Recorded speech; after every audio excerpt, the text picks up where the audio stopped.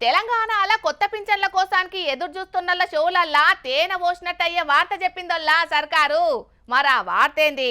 Pension కోసానికి ఎదురు చూస్తున్నోళ్లకు ఎప్పటి సంది కొత్త పింఛన్లు ఇస్తారు, ఏం కథ అనే వివరాలన్నీ వార్తలకు పోయి పురాగా ఆచుకుందాం పాండ్రోల్లా. వచ్చే 15వ తారీఖు నాడు మ్యాక్సిమం అందరు మహిళలు ఎవరైతే విడోస్ ఉన్నారో, సింగిల్ ఉమెన్ ఉన్నారో వాళ్ళందరికీ కూడా పెన్షన్స్ ఇచ్చే స్కీమ్ను కూడా మనం తీసుకురాబోతున్నాం. ఇన్నరా 15 ఆగస్టు నుంచి రాష్ట్రంలో ఉన్న అర్హులైన ఒంటరి మహిళలు పెనిమిటి జీవిడిసి దుఃఖంలున్నోళ్ళందరికీ కొత్త పింఛన్లు మంజూరు చేస్తదట సర్కారు. అప్పటి సంది అర్హులైనోళ్ళందరికీ పింఛన్లు ఇచ్చేటట్టు పనిచేస్తున్నారట అధికారులు. ఇంకా 2 లక్షల మందికి కొత్త పింఛన్లు ఇస్తామని మొన్నట్ల చెప్పిండ్రు కదా సర్కారు పెద్దలు. అన్నట్టుగానే అర్హులైనోళ్ళందరికీ పింఛన్లు ఇచ్చే పని ముంగటేసుకున్నారన్నట్టు. ఇవాళ ములుగు జిల్లాల పర్యటించిన మంత్రి సీతక్క ఈ శుభవార్త చెప్పింది. ఎసొంటి పొరపాట్లు లేకుండా అర్హులైనోళ్ళందరికీ పింఛన్లు అందేటట్టు చూడాలని అధికారులకు ఆర్డరేసింది సీతక్క.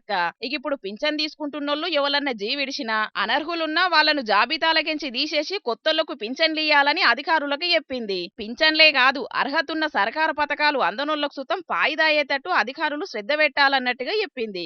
ఒంటరి మహిళలు వితంతువులకు పింఛన్లు ఇస్తామని చెప్పింది గాని వృద్ధుల ముచ్చట తీయలేదు కాబట్టి వాళ్ళ సంగతి ఎట్లుంటదనేది తెలియదు. అట్లనే కనీసం ఇప్పుడన్నా మహిళలకు ఇస్తామన్న 2500 రూపాయలు ఇచ్చే పథకం షాల్ చేస్తారు కావచ్చు అనుకుంటే అది కూడా ఇప్పట్లో చాలా ఏతటి లేదని ఇంకొందరు మహిళలు ముక్కిరుస్తున్నారు. చూడాలి మరి ఆ పథకాన్ని సర్కారు ఎప్పటి వరకు షాల్ చేస్తుంది అనేదిగా.